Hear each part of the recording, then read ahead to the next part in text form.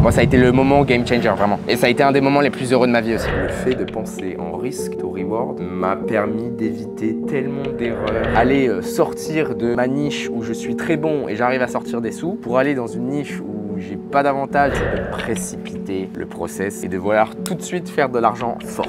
Est-ce que ta meuf comprend ton job? C'est quoi la question connerie? Là, vous voyez pas la tête de Théo, mais il a l'air content de dire la question.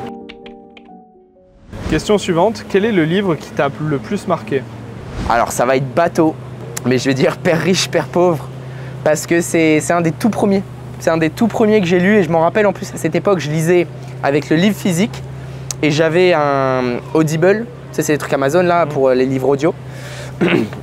Et en gros du coup je lisais, plus j'avais le livre audio dans les oreilles pour pouvoir assimiler les informations d'autant plus. Parce qu'il y a des personnes qui vont avoir une mémoire auditive, d'autres avoir une mémoire visuelle. Mais alors si tu combines les deux, pour moi, si tu veux réellement comprendre un livre, tu fais ça et ta compréhension de ce livre va être multipliée par 10. Et c'est ce que j'avais fait, ce que je faisais à l'époque, et notamment un des premiers livres un petit peu entrepreneurial, un petit peu argent, tourné autour de l'argent que j'avais pu lire, c'était Père riche, Père pauvre, le classique. Si tu n'as jamais lu de livre sur ce sujet-là, je te conseille de le lire, sauf si tu es à un niveau avancé où ça a plus trop te parler, mais... C'est possible de mener des projets sportifs, par exemple, à côté du taf en institution? Oui, au bout du compte, tu restes employé. Et encore une fois, je le répète, mais institution, c'est large. Tu vas avoir beaucoup d'emplois différents, dont certains où tu n'as honnêtement pas de vie. Tu n'as pas de vie, tu travailles du lundi au samedi comme un chien. Du dimanche, tu es obligé de répondre aux mails, tu es obligé d'être sur ton téléphone tout le temps. Mais bon, si tu veux, tu peux toujours trouver du temps pour faire du sport, oui. Après, si tu me parles de faire de la natation à niveau olympique, non. Mais faire du sport à côté à la salle, oui. Quel est ton objectif final en termes de patrimoine et en termes de personnes dans ta vie? En termes de patrimoine, j'en ai pas particulièrement. On va dire les 100 millions, c'est plus ou moins l'objectif. Le milliard, non. Mais 100 millions. Et surtout, quand je dis objectif, c'est objectif que je vois comment atteindre avec les connaissances que j'ai actuellement. 1 milliard avec les connaissances que j'ai actuellement, ça va être compliqué. Enfin, je sais pas. Ou alors j'ai pas encore cette vision pour l'atteindre. Mais en tout cas 100 millions, oui. Et au niveau personnel, j'aspire à avoir une famille, j'aspire à avoir des enfants et pouvoir avoir un legacy. Donc voilà, avoir ma maison de vacances plutôt en campagne, avoir plusieurs maisons dans plusieurs pays et vraiment être libre. Vraiment pouvoir faire ce que je veux, que ma femme puisse faire ce qu'elle veut. Ouais. Ça, c'est le goal ultime. À partir de combien tu t'es dit, c'est bon, je suis libre financièrement? Libre financièrement, c'est un grand mot. Et pour moi, la liberté financière, ça se calcule par rapport à tes dépenses, par rapport à ton patrimoine et par rapport à tes revenus passifs. Cependant, je veux dire plutôt le sentiment de liberté est venu quand j'ai commencé à gagner entre 8 000, 10 000, enfin voilà, de toute façon, tous mes mois variaient, hein, mais on va dire entre 8 et 12. Quand j'ai passé à peu près les 8 000 € par mois, c'est là que je me sentais vraiment de tu peux commencer à réserver des vols, t'es pas dans le rouge. Tu peux aller au restaurant, t'es pas dans le rouge. Tu peux commencer en fait à vivre sans trop te poser de questions non plus. Et tu as réellement ce sentiment de liberté qu'on ressent pas du tout quand t'es à 2 000, à 3 000, même à 4 000. Moi, ça a été le moment game changer vraiment. Et ça a été un des moments les plus heureux de ma vie aussi. Eh ben, on y vient à cette question. C'est quoi les plus belles années de ta vie? Honnêtement, je pourrais même dire maintenant, parce que si je prends vraiment du recul, aujourd'hui, j'ai tout ce dont j'ai toujours rêvé et je l'ai atteint par mon travail aussi. Ça m'est pas tombé tout cru dans la main, on va dire, où je le gâche et je m'en rends pas compte. Je m'en rends quand même très compte. Mais maintenant, on est toujours nostalgique. Donc quand je regarde le passé, je regarde le temps, par exemple, quand j'étais à Londres, ces moments-là, je les trouve incroyables parce que c'était les moments où je commençais vraiment à très bien gagner ma vie. Je me développais, j'étais très curieux, plus curieux que maintenant peut-être. Maintenant, je vais pas dire que je suis snob, pas du tout. Mais on va dire que je me suis rendu compte que j'avais pas forcément besoin du networking et que pour moi, me développer, c'est surtout en étant seul dans mon bureau et à faire ce que je sais faire. Alors qu'à l'époque, je me rendais vraiment compte de mon ignorance et donc j'allais vraiment voir tout le monde. J'étais vraiment très curieux. Donc non, ces époques incroyables aussi, mais je regrette aucune période. On apprend toujours. C'est quoi la question connerie? Là, vous voyez pas la tête de Théo, mais il a l'air content de dire la question. T'aimes le foot? Si oui, qui tu supportes? Oh, les matchs de l'OM qu'on se met tous les dimanches avec Falco, t'en as rien à foutre. Ouais. Non, j'aime bien le foot. Après, j'ai jamais été un grand supporter de foot. J'ai jamais pris le temps de particulièrement regarder le foot. T'as jamais acheté un maillot? Si. À l'époque, quand j'étais petit, ouais. Angleterre, j'étais pour Manchester United. Ensuite, Liverpool. Oh, le footix. Voilà. Et Yes. mes clubs français, pas trop. Et ouais, voilà quoi. J'aime bien le foot si c'est une Coupe du Monde. Mais... Une remplaçante de la FF pour plus tard. Tu viens de l'acheter, mais bon. Ouais, je viens de l'acheter, donc non. Mais oui, d'office. Hein. D'office, à un moment donné, je pense que je vais vouloir autre chose. Quoi? Je sais pas du tout. Parce qu'en fait, la raison pour la FF, c'était vraiment pour avoir 4 places et pour avoir un coffre. Alors, il y a des gens, ils vont se dire, ouais, mais t'as pas d'enfant, je sais pas quoi. Mais c'est parce que je voyage. Donc, quand j'arrive, les valises et tout, si j'ai une Aventador, ça va pas marcher. Donc, ça, et surtout, je fais pas mal de routes quand je viens en Europe. Donc, pareil, faire des 4 heures de route en Aventador, je te jure, t'as les fesses, c'est de la compote. Donc la FF pour moi c'était le compromis parfait. Voilà, après 4x4 c'est cool, mais je voulais plutôt une voiture de sport, quelque chose que je peux pas forcément avoir à Panama, alors que le 4x4 je peux l'avoir à Panama. Pour le moment, la FF ça me va nickel. On verra, si j'ai un coup de cœur, why not. Et dernière question, on n'a plus trop de batterie. Comment fais-tu pour te déconnecter et te reposer l'esprit? Je déconnecte rarement honnêtement. Enfin, même là en fait on pourrait dire que je déconnecte. Là techniquement on est en vacances, mais tu vois on fait quand même des petites vidéos, je suis toujours obligé de checker ce qu'il se passe et en fait c'est ce que beaucoup de personnes ne voient pas, mais tu peux choisir le chemin à gauche qui est employé où toutes les responsabilités sont déléguées aux gestionnaires, au management, aux propriétaires, aux founders des sociétés. Et toi, tu es un pion, on te dit quoi faire et voilà. Et si on ne te dit pas quoi faire, bah t'as rien à faire, fin de l'histoire. Maintenant, si c'est toi qui es à la tête de ce que tu fais, malheureusement c'est toi ton propre patron, donc c'est toi qui te donne tes propres choses à faire. Enfin, t'as jamais en fait de temps réellement off. Ou alors ouais, tu peux peut-être prendre comme tu as fait toi, quelques jours à la montagne, tu fermes l'ordi et tout, ok. Mais sinon j'ai toujours des choses à faire, même sur mes investissements, sur mes banques. Ça c'est la chose que beaucoup de personnes ne voient pas, mais quand tu as de l'argent, je parle d'argent sérieux, plusieurs millions, à gérer, c'est réellement un travail, c'est réellement quelque chose. Les banques, les virements, etc. C'est pas à l'aveugle, vraiment à gérer, c'est quelque chose d'assez compliqué, surtout quand tu as des rentrées. Donc ouais, je suis toujours plus ou moins en train de travailler.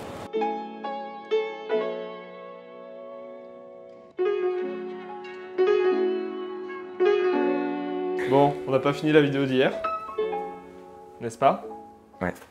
Alors, D'autres questions? j'ai de nouvelles questions. Quelle est la plus grande leçon de vie que le trading t'ait appris? La leçon de vie, c'est une grande chose. Là, je te réponds aussi un petit peu à froid. Mais je dirais que le fait de penser en risque to reward, en tant que déformation professionnelle en quelque sorte, genre j'y pense dans ma vie de tous les jours, m'a permis d'éviter tellement d'erreurs, tellement de sauces, tellement de problèmes. Parce que avant de faire quelque chose, en fait, une décision, avant de faire une action, envoyer un message, ce que tu veux, je réfléchis toujours. Quel est le risque de faire cette action? Quel est le retour? Et si tu réfléchis toujours comme ça, tu vas te rendre compte que des fois, il y a des choses que tu t'apprêtes à faire où il y a un potentiel risque. Je te donne un exemple avec ta copine au niveau relationnel. Des fois, tu t'apprêtes à dire quelque chose, à parler d'une ex-copine à toi. Tu as envie d'en parler, tu as envie de dire quelque chose. Tu réfléchis 2 secondes. Quel est le risque que je dise ça? Le risque, c'est qu'elle s'énerve, elle tire la gueule toute la journée, que ci, que ça, que ci, que ça. Quel est le retour? Il n'y en a aucun, mais genre zéro. Quoi? Elle va être super contente, elle va passer une super journée, ça va améliorer. Rien, il n'y a rien à gagner. Et donc en fait, quand tu affiches comme ça, tu te dis, ah, tu vois, ça c'est plus quelque chose, je devrais me taire par exemple. Et là, c'est un exemple parmi tant d'autres, mais en fait, si tu réfléchis toujours en termes de quel est le potentiel risque et quel est le potentiel retour, et toujours avoir un risk to reward positif, donc c'est-à-dire avoir plus de gains potentiels que de risques potentiels, bah, généralement tu fais des meilleures décisions que si juste tu fais les choses, les actions, parler, sans trop réfléchir de cette manière-là. Avant de commencer le trading, tu faisais quoi? Rien. Rien dans le sens où j'ai commencé trop jeune pour faire quelque chose avant. Donc avant, je faisais du karaté et de la guitare. Mais donc non, le trading, c'est la seule chose que j'ai faite. Je fais toujours. Voilà, et c'est pour ça souvent, je trouve que je me démarque de beaucoup qui en fait t'écoutent, ils ont fait une agence, ils avaient de l'e-com, ils ont fait ci, ils ont fait Amazon, ils ont fait machin et machin. Et puis là, aujourd'hui, ils sont traders. Tu les écoutes, là, c'est des traders professionnels. Ça fait 1 an qu'ils ont découvert le trading. Voilà. Moi, c'est vraiment l'histoire de ma vie. J'ai fait que ça. Ça paraît un peu dramatique à dire, mais c'est tout ce que j'ai fait. J'ai jamais eu d'emploi autre qu'en finance. J'ai toujours fait que ça. Ok. Combien d'heures tu travailles par jour? Ça va dépendre et j'ai différentes tâches. Je t'invite à aller checker cette vidéo. Il y a eu 24 heures dans ma vie, mais ma vraie vie, si tu veux, pas 24 heures dans ma vie à Dubaï ou dans le sud de la France avec une fête, je sais pas quoi. Non, vraiment à la maison et plus ou moins mes journées. Mais donc travail, ça dépend, mais c'est entre allez, 2 heures minimum et max 7 heures, hein, quelque chose comme ça. Comment t'as rencontré ta meuf? Soirée à Londres. Quand es-tu allé la dernière fois au supermarché? Bah là, il n'y a pas très longtemps parce que je suis en France. Là, on a un appartement avec des amis dans le sud de la France, on sort, etc. Et on n'a pas de maid, on n'a pas de housekeeper ici, donc on a dû aller au supermarché. Et je dois dire, les supermarchés français, Théo, tu en es témoin, ils sont incroyables. En France, vous avez vraiment de la chance sur les supermarchés. Il y a plein de trucs trop cool, ouais. Mais à Panama, non, j'y vais pas, non. Est-ce que parler anglais est essentiel pour devenir trader? Essentiel, non. Ça peut t'aider, ouais. Ça peut vraiment aider parce que malheureusement, bon, je sais pas si malheureusement, mais la plupart des annonces économiques, c'est en anglais. Tous les rapports économiques mondiaux, quand je parle de rapports, c'est rapports de banque centrale, ça va être en anglais. Même si on parle de la BCE qui est en Europe, ça va être en anglais. Donc si tu attends toujours la version française, tu auras un temps de retard. Donc ça aide énormément et pour toute personne qui veut vraiment faire du trading, qui veut se professionnaliser, savoir comprendre l'anglais, c'est quand même important. Ouais. Prochaine question, pourquoi tu ne parles jamais d'immobilier? Je parle jamais d'immobilier parce que j'ai pas de hedge là-dedans. Quand je dis un hedge, c'est un avantage par rapport aux autres. En trading, sur le marché des monnaies, sans prétention, je suis très bon. Je suis très bon et j'ai un réel avantage par rapport à une majorité de personnes. Et c'est pour ça que je fais partie de la minorité de traders rentables et traders gagnants. Maintenant, dans l'immobilier, je ne vais pas te parler d'immobilier, j'ai pas d'avantage là-dedans. Et c'est pour ça que j'en fais pas même. Après, financièrement, je suis capable d'analyser beaucoup de rapports financiers et de voir en termes de chiffres si une opportunité en vaut le coup ou non. Et en termes d'immobilier, je n'ai jamais trouvé d'opportunité qui en valait vraiment la peine, surtout pour quelqu'un dans ma situation où je suis capable de générer des rendements assez conséquents sur mes revenus passifs et mes revenus actifs, donc trading. Donc aller sortir de ma niche où je suis très bon et j'arrive à sortir des sous, pour aller dans une niche où j'ai pas d'avantage et il va y avoir plein de mecs qui sont meilleurs que moi, il n'y a aucun sens. Où achèterais-tu une maison? Si c'était pour le plaisir et non pas un investissement, ça serait une maison de vacances en Irlande. Ma famille de base est irlandais, anglais, français. Mes grands-parents en Irlande. Donc ouais, potentiellement avoir une maison de vacances vraiment dans la campagne, dans la forêt en Irlande, ça me ferait kiffer. Comment tu gères les vacances plus trading en même temps? C'est une bonne question, c'est assez compliqué honnêtement. C'est assez compliqué et si ça tenait qu'à moi, je ne traderais pas du tout pendant mes vacances parce que ça sert à rien. Encore une fois, je te parlais d'avoir un edge, c'est-à-dire avoir un avantage par rapport aux autres. Là, mon avantage est moindre. J'ai qu'un seul écran, je suis que sur mon MacBook, j'ai une connexion qui n'est pas aussi bonne qu'à la maison, j'ai la tête où je pense un petit peu à d'autres choses, je fais des plages, je fais des sorties, je suis plus fatigué, je suis moins concentré. Si ça tenait qu'à moi, je ne traderais pas. Mais ma présence, et donc ça serait on va dire un des inconvénients de ma présence sur les réseaux, le fait d'avoir des services, d'avoir des accompagnements, de voir suivre ce que les personnes à qui j'enseigne, en fait, que j'entraîne, font, c'est que je ne peux pas réellement me permettre de vraiment prendre des vacances à 100% et me dire ah là pendant un mois je fais rien, je ne peux pas me permettre de faire ça. Donc, mais bon, c'est un sacrifice que j'ai accepté de faire. Et donc en vacances, là je te donne l'exemple du mois d'août. On est le combien? Le 14 août. On est le 14 août, j'ai pris qu'une seule position, un achat euro-yen. Je t'ai parlé dans cette vidéo qui s'affiche juste ici, qui était une idée que j'ai eue en début août, après qu'on ait eu une panique générale sur les marchés, après que la BOJ, la Banque du Japon, ait rehaussé ses taux d'intérêt. On a vu un gros flush sur tous les carry trade, donc toutes les paires en yens. Et mon idée à la suite de ça, c'était buy back le carry trade. Et pour l'instant, ça se passe très bien. On va voir. Hein. Si je peux terminer mon mois d'août avec qu'une seule position et être rentable pour le mois d'août, c'est génial. Hein. T'as pas besoin de trader beaucoup, des fois tu as une seule position, deux positions, ça te permet de finir le mois, fin de l'histoire. Donc ouais. Est-ce que ta meuf comprend ton job? Oui, elle comprend. Elle comprend parce que généralement le matin quand je vais travailler, des fois elle est à côté, elle voit ce que je fais. Moi vu que je suis passionné, tu sais, je lui montre des trucs, je lui dis ah putain regarde ce qui s'est passé et tout. Tout content, elle comprend pas grand chose évidemment, mais oui quoi, elle comprend dans les grandes lignes. Alors, prochaine question, y a-t-il parfois des malaises avec ta famille ou tes proches qui sont liés à ton niveau de vie ou tes revenus? Non, pas particulièrement, parce que ma famille vraiment proche est au courant et c'est pas nouveau, on va dire.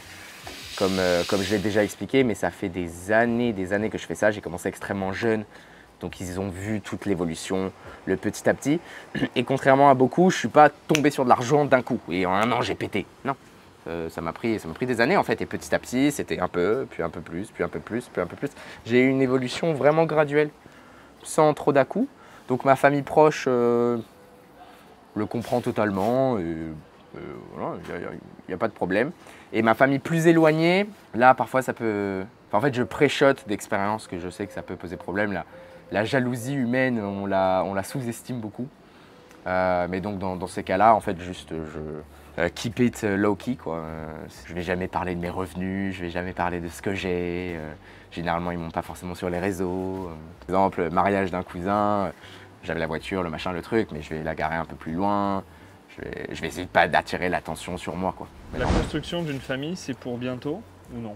Bientôt, non, j'ai le temps. Je pense que je ferai un fonds d'investissement avant d'avoir une famille. Donc non, pas de suite, pas de suite. As-tu cherché à changer de marché pour chercher des techniques plus optimisées? Oui, notamment, surtout actions, crypto. Mais encore une fois, on en revient à la question d'un edge, avoir un avantage par rapport aux autres. Et une compréhension en fait, du marché FX qui est bien plus profonde que le marché crypto, par exemple. Ma compréhension crypto me permet d'être un très bon investisseur, mais pas forcément un très bon trader court terme. Et sur le marché action, en fait, c'est juste que ça m'intéresse moins. Très bonne compréhension aussi des fondamentaux sur les actions, mais c'est un sujet qui m'intéresse beaucoup moins que, on va dire, les thèmes mondiaux, internationaux, dont traite le marché FX, le marché des monnaies. Tu penses arrêter le trading un jour et vivre grâce au passif?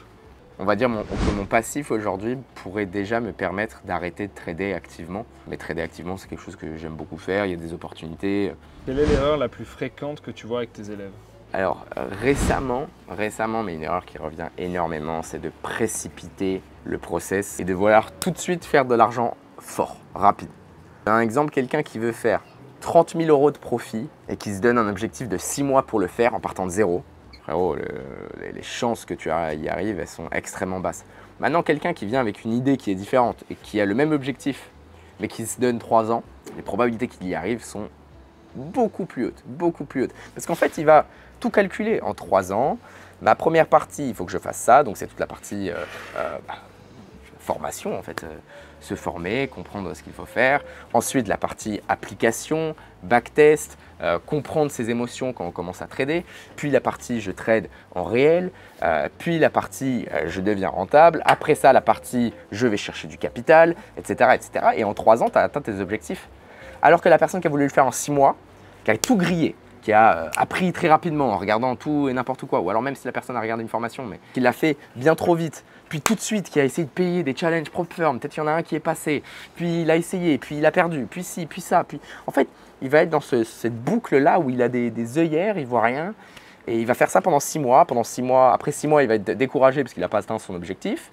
Allez, il va peut-être le refaire pendant 6 mois, et que ci, et que ça, et en fait, au bout de 3 ans, le mec, il aura rien accompli, mais rien. Alors que la personne qui l'a fait proprement, calmement, en 3 ans, il aura atteint ses objectifs. Et ce même mec, après 5 ans, il sera là, alors que l'autre, à 5 ans, il fera autre chose, et il fera le nouveau truc à la mode du OFM, il fera quelque chose d'autre. À partir de combien il faut penser à investir? Ton étape numéro 1, on va dire que te pose même pas la question d'investir. Si tu n'as pas encore entre 3, 6 mois et 12 mois de savings sur une carte qui ne fait rien. Ce que je veux dire par là, c'est si tu dépenses 1 000 € par mois, il faut absolument que tu aies, mais au grand minimum, 3 000 € d'économie sur un compte. Okay, donc en gros 3 mois de survie si tu dépenses 1 000 € par mois.